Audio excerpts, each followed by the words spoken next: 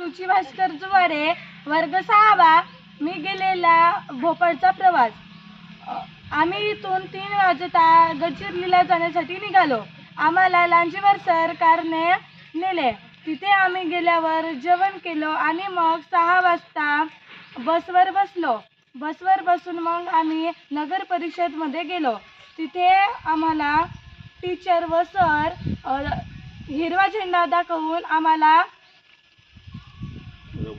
रवानगी केले. मग आम्ही जाताना डान्स केलो, नाचलो, खेळलो.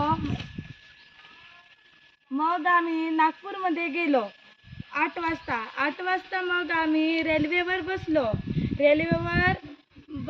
आणि मग रेल्वेमध्ये बसलो. सकाळी मग आम्ही 8 वाजता भोपाळमध्ये पोहोचलो. भोपाळमध्ये गेल्यावर आम्ही हॉटेलवर गेलो. हॉटेलवर गेल्यावर आम्ही चहा पिलो आणि मग आपापल्या रूममध्ये गेलो. रूममध्ये गेल्यावर फ्रेश झालो आणि नाश्ता करायला गेलो.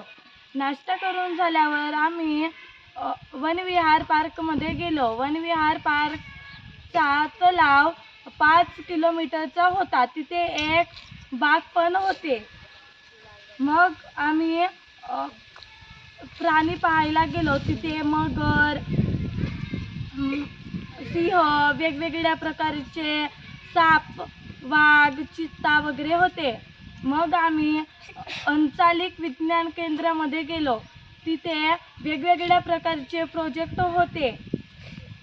मग आम्ही 4 वाजता तिथे एक बाग होती. तिथे मग आम्ही 4 वाजता जेवण केलं.